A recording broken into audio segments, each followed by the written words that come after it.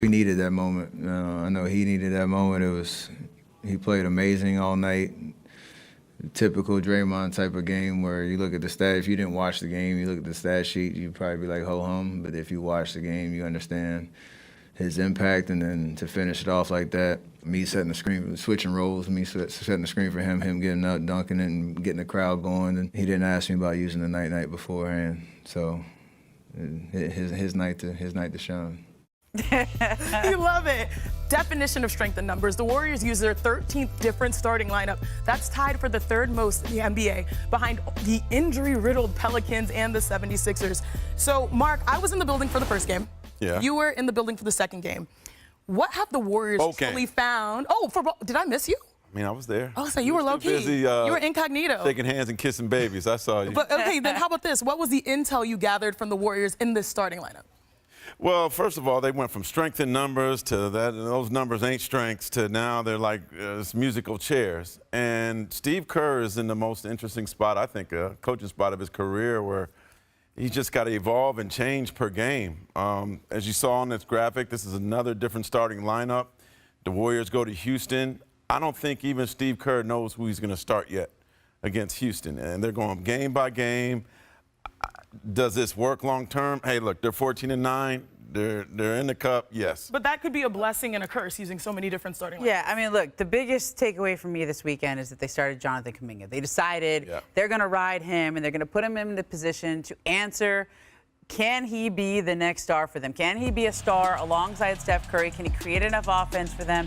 And if they give him a longer runway, if they start him and they play him and they feature him, can he be that guy? Because he's obviously, they had discussions with him about a long-term extension in the offseason. That didn't get done. He's in a you got to earn it kind of year. And if he doesn't earn it, then what do? They let him get to restricted free agency, or do they continue to revisit him on the trade market? I know the owner, Joe Lacob, loves Kuminga, does not want to trade him, but his name always comes up when teams come calling for the Warriors. And if, as Sham said, if they're looking to add a star, that's the player they're going to call about. Well, and I think the X factor, too, a little bit is Buddy Hield. I think what we've seen from him, 12-3 in games he scores 10 or more points. So when Buddy gets it going, like we saw in the Minnesota game, that's good things for Golden State. But if we're talking baseball analogy, you never have enough good starting pitching, right? And I think you lose Melton. We saw no Andrew Wiggins, no Moses Moody here. There's still enough depth for this Golden State Well, team. the thing with Buddy is when you play him and he knows that he's going to have a longer runway, he's going to start, he's going to get minutes. So, you know, with shooters, it's hard when you go into a game and you're going to get 4 minutes. Yeah, to really make it work really quickly. Yep. But, y'all, it wasn't just like Draymond's play that had the whole arena buzzing. It was also the news that you mentioned, because this weekend, Shams Charania reported that the Warriors are looking for a star. So, Mark, do you think that's the best path forward? It sounds good. But it's definitely easier said than done. I'm hearing that the Warriors are kind of looking more into replacing Melton right now, the shooting guard that they lost for the season that they, need to still replace, than finding a star. I think it's evident that they need a star, but man, these stars cost a lot, and it's easier said than done. Bobby, do you have a machine to crank up? Oh, we do. We have the trade machine out right now, and I'm going to show you trying to chase that superstar, just kind of how difficult it is right now, and we're going to highlight Golden State, and this is hypothetical, okay? Make sure it's hypothetical.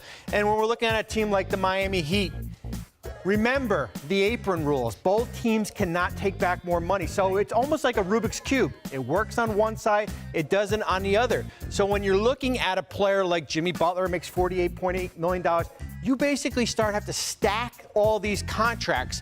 When you're looking at players like Andrew Wiggins, we can put that DeAnthony Melton contract in.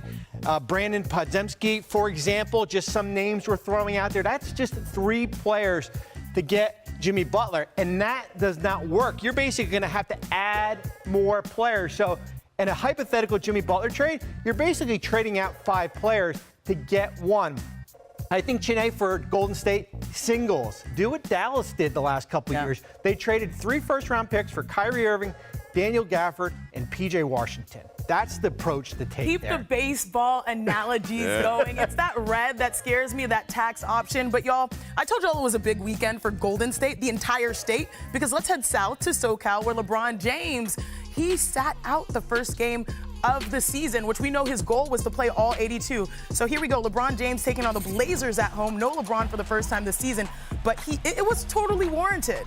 It was totally warranted because if we flash back to Friday versus the Hawks, do you guys remember? Yep. Lakers went into OT versus the Hawks. Lakers were up. Oh my goodness. Come on. Okay, you get the steal. Yep. LeBron James, 39 years, 342 We're counting the days. I can't believe we're counting down to the minutes played at that moment. But these type of plays earn you some